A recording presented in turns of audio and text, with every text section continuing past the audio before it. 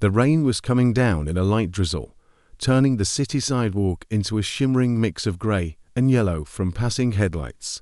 Riley Morgan tugged her coat tighter, her blonde hair damp and clinging to her cheeks. In one hand, she gripped a slightly crumpled resume, the ink smudging at the edges, but she held it like it was her lifeline. Another interview, another shot at a fresh start. Her stomach growled loud enough to make her wince. She'd skipped breakfast again. At a crosswalk, she peeked into her wallet. $4.16. Enough for a coffee or a bus ride, but not both. The light changed, and she stepped forward, her boots splashing in a shallow puddle. Just outside a corner deli, she spotted him, a guy, maybe in his 40s, in a wrinkled shirt and faded jeans. He'd slipped on the wet pavement, and a brown paper bag had split open beside him. A soggy sandwich and a spilled drink lay scattered. He grimaced, clutching his side as he tried to stand. People walked by, heads down, no one pausing. Riley didn't think twice. She jogged over and crouched beside him. "You okay?" she asked. He looked up, rain darkening his hair, soaking his sleeves. "I think so," he said, managing a sheepish grin.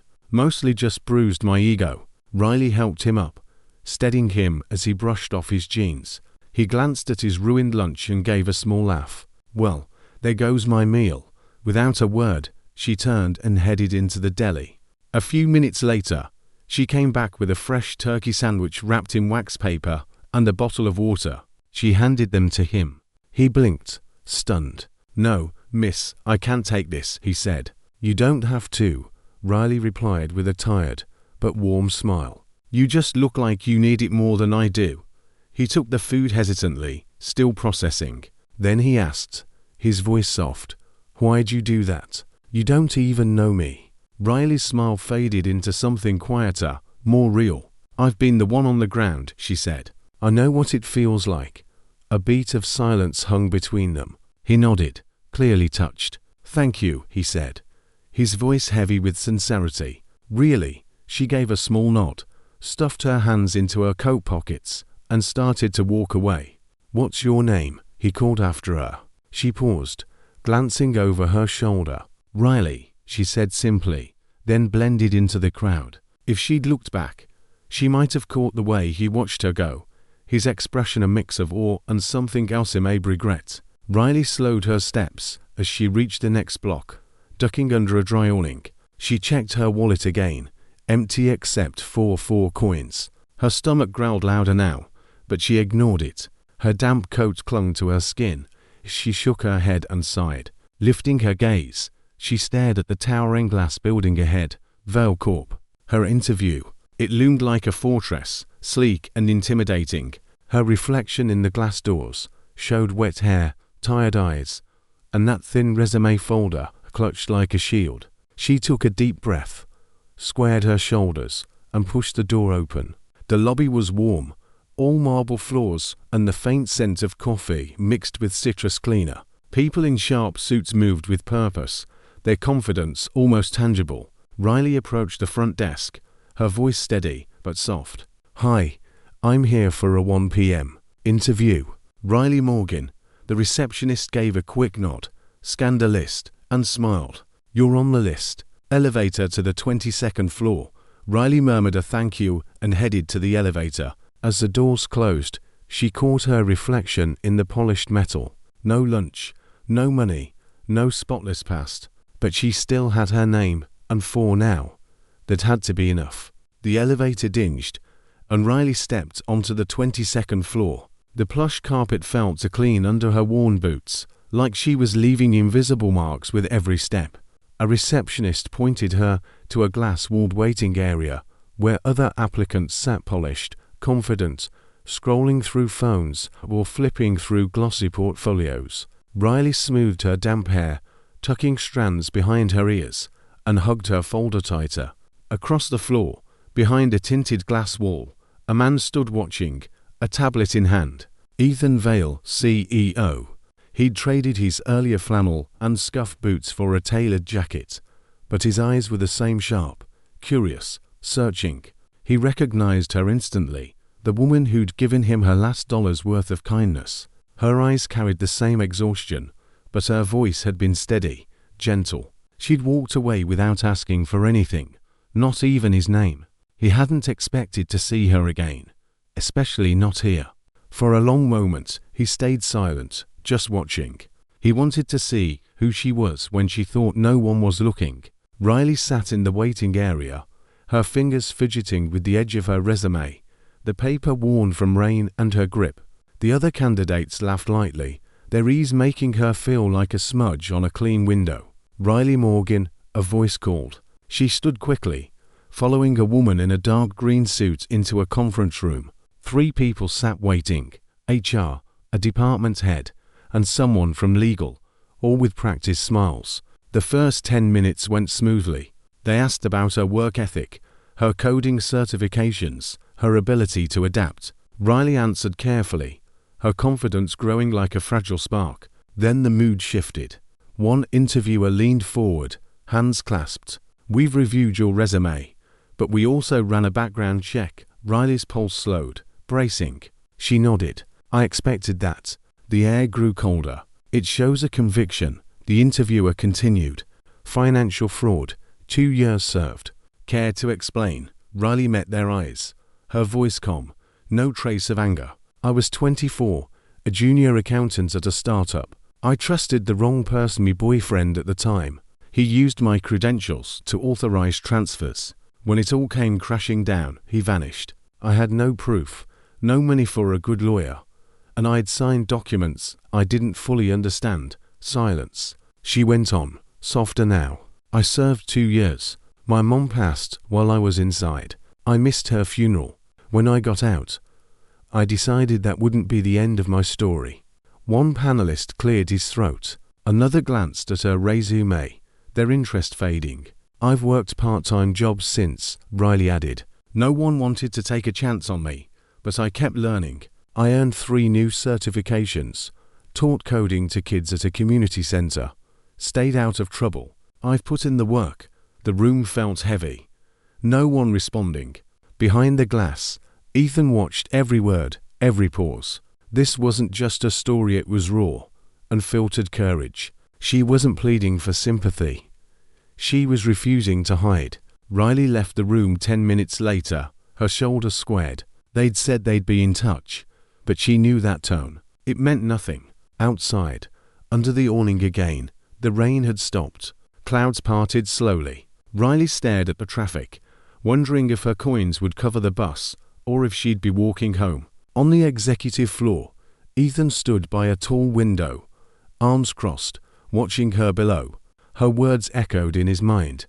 "I've been the one on the ground. I know what it feels like." That voice didn't beg or blame, it helped. His jaw tightened. He pressed an intercom button and said, "Hold her file." The conference room felt sharper the second time Riley sat in it, like the air itself was holding its breath. She kept her back straight, hands folded calmly on the table, though her knuckles tightened every time someone glanced at the last page of her file. The same 3 interviewers were there: Monica from HR, Davis from the tech team, and Barrett from legal. They'd started off warm, even praising her code samples and her volunteer work with kids. "I liked how you streamlined the data reconciliation for that nonprofit," Davis had said, nodding. "Clean, efficient." Riley smiled, grateful for the acknowledgement. But now the energy had shifted. Barrett leaned forward, tapping her folder. "Ms. Morgan, your credentials are impressive, no question. But there's another issue we need to address." Riley nodded, already knowing what was coming. He paused, then said, "Your conviction." She took a steady breath and met his gaze. "Yes, I was convicted of financial fraud 3 years ago. Served 2 years. No one moved." Davis fidgeted with his pen. Riley went on, her voice even. "I didn't do what they accused me of. I was young, naive, and I trusted the wrong person. My boyfriend at the time used my access to move money. When it all fell apart, he was gone, and I was left holding the bag. I signed things I didn't understand, and I paid for it." Barrett tilted his head. "You were released early, though. Good behavior." "Correct," Riley nodded. I spent every day in there learning, teaching others when I could. I left with a coding certification and a waitressing job. I've stayed clean since, and I've shown up for my work, for the kids I mentored, for myself." Her voice softened. "I'm not here to pretend my past didn't happen. I'm here to show it didn't break me." Monica's fingers hesitated on the edge of the folder. Davis looked torn. Barrett crossed his arms. "We're a high-profile firm," he said. "Sensitive data, big clients. It's not just about what you've done, it's about perception. Trust." Riley nodded again. "I get that. I'm just asking you to judge me by what I've built since, not the moment I stumbled." The silence stretched, heavy and long. Monica finally cleared her throat. "Thank you, Riley. We appreciate your honesty." It was the polite brush-off, and Riley knew it. She stood, gathered her things, and asked softly, "Will I hear from you?" Barrett answered, "We'll let you know after reviewing all candidates." Davis avoided her eyes. Monica offered a tight smile. Riley walked out, her posture steady, but her shoulders a fraction lower. In the lobby, her reflection flickered across glass and chrome as she passed. Her stomach growled, but she ignored it. Outside, the drizzle was back, light but persistent. She didn't bother with an umbrella, letting the rain dot her skin as she descended the steps. The city swallowed her up again. Up on a higher floor, Ethan Vale had been watching, his jaw tight. Her words from earlier replayed in his mind. "I've been the one on the ground." His decision was already taking shape.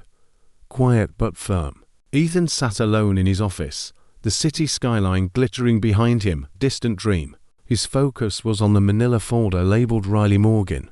He'd watched the interview footage twice, noting how she held her ground, how her voice stayed steady, even when the silence turned sharp. He tapped the resume, then picked up the phone. "Legal," a voice answered. "This is Ethan Vale," he said. "I need a full background check on Riley Morgan, not just the conviction court transcripts, public defender notes, any open civil suits tied to the case." A pause. "Yes, sir. Right away." He hung up, staring at her photo clipped to the file. Blonde hair, a calm smile that didn't quite match the weight of her story. Hours later, the report landed on his desk. Ethan read every page, and what he found hit harder than he'd expected. The boyfriend, Sean Ramsey, had been linked to 3 other financial scams, all dropped for lack of evidence. Riley's name was the only one on the signed authorizations. Her defense had been bare bones. No follow-up investigation after her release. No real shot at clearing her name. Ethan closed the folder, exhaled, and grabbed his phone. The voice that answered was warm, familiar. "Ethan, everything okay?" "Hey, Dad," Ethan said. "Got a minute for you?" "Always." Ethan paused. "You once told me business isn't just about profit, it's about the people you build it with." His father chuckled. "That sounds like me." "Why?" Ethan glanced at Riley's photo. "I think I met one of those people. In the rain, holding a sandwich." Silence. Then a curious hum. "Tell me." Ethan shared the story, not every detail, but enough. When he finished, his father said, "Sounds like it's time to show what kind of leader you want to be." Ethan nodded to himself. "Yeah, I think it is." The next morning, a mandatory meeting request went out to the hiring committee. The conference room buzzed with low murmurs as people filed in, the air thick with uncertainty. Resumes and background checks sat in neat stacks, but Riley's file felt like it carried extra weight. Barrett from legal cleared his throat, closing her folder with a snap. Her answers were solid, no question. But that convictions can't just gloss over it. Monica looked torn. She owned it, though. Didn't dodge. Didn't make excuses. "That's rare." Davis rubbed his neck. "This is Vale Corp. We can't risk our reputation for a feel-good story." The door opened, and every head turned. Ethan Vale stepped in, his presence commanding without effort. No jacket, sleeves rolled up, but his eyes were sharp, focused. In his hand was something small, slightly worn, a flattened sandwich box, the deli label still faintly visible. He set it on the table, and the room went quiet. Ethan looked around, his voice low but clear. "Before you decide anything, Let me tell you who Riley Morgan really is. The tension shifted, like a page turning. 3 days ago, I slipped outside a deli, he said. Hit the ground hard. Lost my lunch. People walked by. Didn't even glance. Except one person. He tapped the sandwich box. She helped me up. No questions asked. Then she went into that store. Spent her last few dollars. I checked and came back with this sandwich and a water. Handed them to me like it was nothing. Barrett shifted. You're saying that was her? Ethan nodded. She didn't know I was CEO. Didn't even ask my name. She just saw someone who needed help and stepped up. Monica's eyes widened. Davis blinked. Ethan's voice grew firmer. When I asked why, she said, I've been the one on the ground. I know what it feels like. She didn't pitch herself, didn't ask for a favor, but I watched her in that interview, owning her past with more dignity than most people show in a lifetime. Barrett spoke up, cautious. But Ethan, what about perception? Clients? Investors? Ethan turned to him. Perception's what we make it. We can be a company that locks out people with scars, or one that sees strength in their healing. He stepped to the head of the table, arms folded. Starting today, I'm launching the Second Chance Initiative here, hiring policy to judge people not just by their past, but by how they've risen from it. Riley Morgan's the first, but she won't be the last. Davis exhaled. You're serious? Ethan gave a small smile. Dead serious. If we can build rockets that land themselves, we can build a culture that knows how to forgive. He turned to the door, then paused. She starts Monday, he said. Make sure she has a desk and a chance. With that, he walked out, leaving the sandwich box and a heavier kind of mirror behind. Riley stepped into the elevator on her first day at Vail Corp, her new badge clipped to her jacket, a fresh notebook tucked under her arm. Her nerves buzzed like static as the doors closed, the soft ding of each floor amplifying her pulse. When she reached the 22nd, a few employees glanced her way and nodded. Others barely looked. A couple whispered as she passed. By lunchtime, the undercurrent was clear. Hushed voices at the coffee station, a subtle distance during team huddles. She wasn't just a new hire. She was the one with the story. Some watched her with curiosity, others with unease, a few with judgment. Riley kept her head down, did her work, said thank you more than needed, and laughed only when it felt safe. That afternoon, a small package arrived at her desk. Inside was a leather-bound journal, the words from Fall to Flight embossed in silver on the cover. No sender, but a note was tucked inside. Every comeback begins with one person who keeps walking. Welcome to your flight. Riley bit her lip, a small smile breaking through. She opened the journal to the first blank pageant invitation to start fresh. A few days later, an invite came for a lunch session with the company's mentorship program. She almost skipped it, but something nudged her toward the conference room. To her surprise, it was warm, casual, a mix of senior staff and new hires. Ethan stood quietly at the back, watching, not speaking. Someone handed Riley a sandwich and pointed to a seat. By the end, she had 3 names to reach out to, a coffee chat offer, and a sticky note that read, "Glad you're here." A week later, an email from Monica, a senior HR lead who'd quietly rooted for her, landed in her inbox. Subject, internal culture session. We'd love for you to speak. Riley read it twice, her name listed as the keynote for a workshop on resilience and company culture. Her fingers hovered over the keyboard, ready to politely decline. She'd never spoken to a crowd, let alone about something so personal.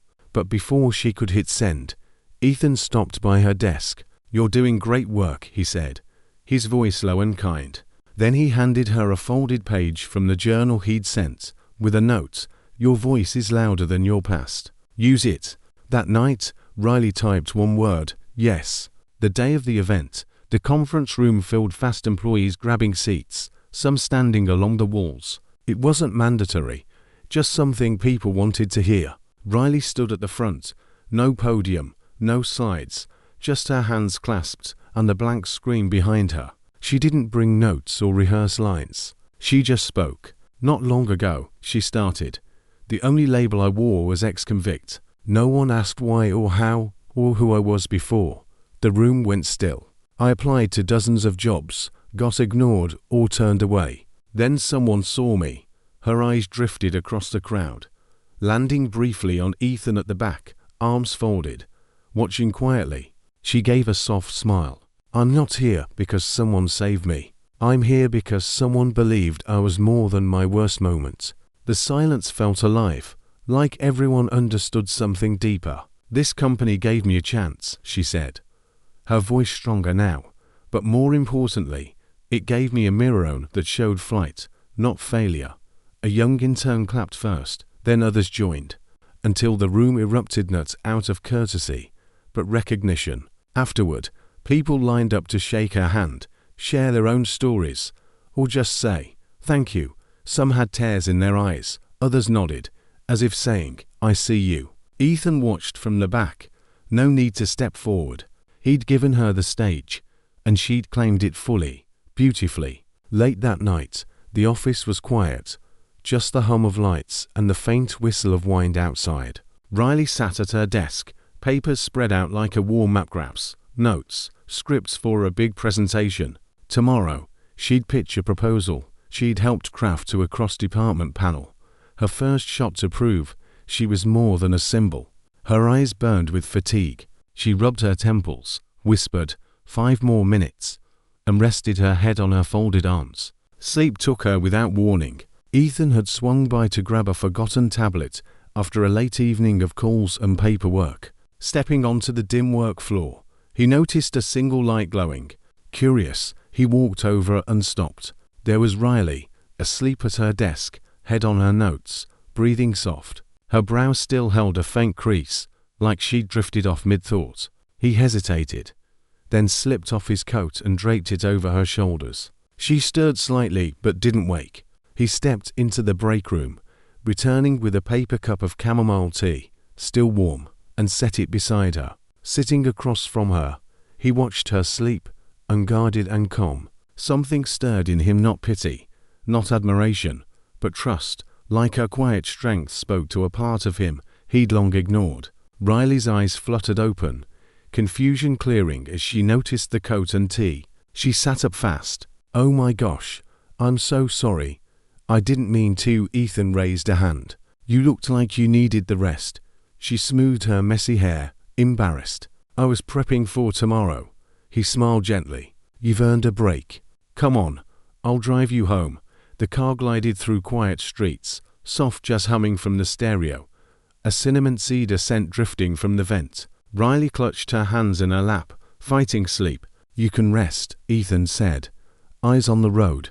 We've got time. I'm fine, she murmured. But 5 minutes later, her head tipped against the seat, sleep winning. Streetlights cast gold across her face, a strand of hair falling over her cheek, fluttering with each breath. Ethan's hand moved almost instinctively, hovering near her face to brush it away. He didn't know whyingly that he wanted to shield her from the world's sharp edges. Just as his fingers neared, her eyes opened. They both froze. Riley sat up. Ethan pulled his hand back, clearing his throat. Sorry, your hair was in your face. She glanced at him, cheeks faintly pink. Oh, right. She turned to the window, and neither spoke, though the air hummed with something unspoken. At her building, Ethan opened her door. Riley stepped out, the night air cool on her skin. She turned to him, hesitating. Thanks for tonight, the tea, the coat, everything. He smiled, voice soft. You'd do the same. She nodded, then slipped inside. Ethan lingered on the sidewalk, staring at the light in her apartment window, neither of them finding sleep that night. A year later, Vale Corp felt different, warmer, more human. Riley stood backstage at a national conference, a banner overhead reading faces of cultural transformation, building companies that forgive and flourish. Her photo was on every handout, her name trending online, articles calling her a beacon of second chances. But for her, it was about being seen, not celebrated.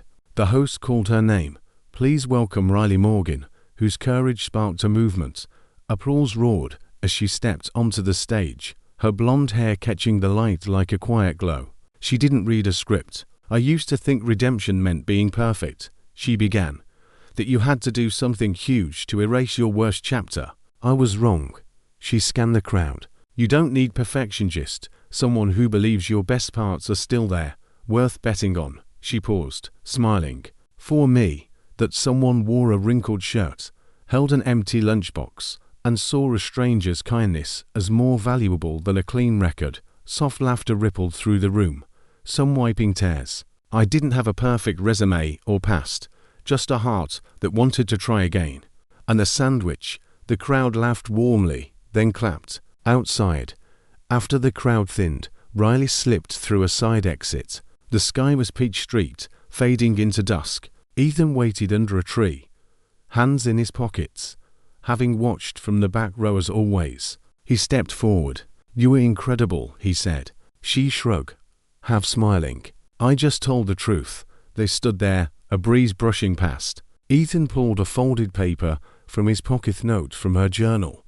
Every comeback begins with one person who keeps walking.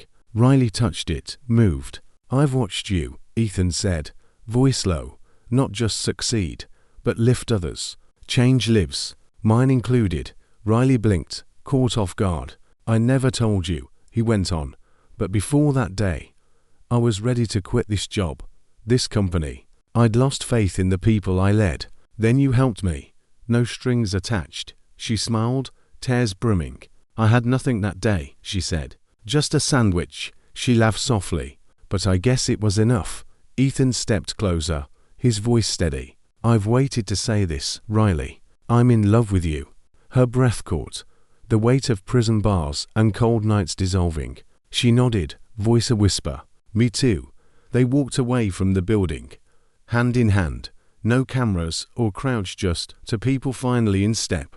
At the parking lot's edge, Riley looked up, sunlight threading gold through her hair. Ethan smiled, not for the light, but for the woman who'd given him lunch and, now, a reason to believe again. If this story stirred your heart, reminded you of the power of second chances, or showed you how one small act can change everything, you're in the right place. At Soul Stirring Stories, we share real, raw, and beautifully crafted tales about the strength of the human spirit, the beauty of compassion, and the courage to start over. Like, subscribe, and hit the notification bell so you never miss a story that might shift how you see the world, even just a little. Thanks for watching, and remember, sometimes all it takes is a sandwich and someone who sees the good in you. Subscribe to Soul Stirring Stories, where healing starts with every tale.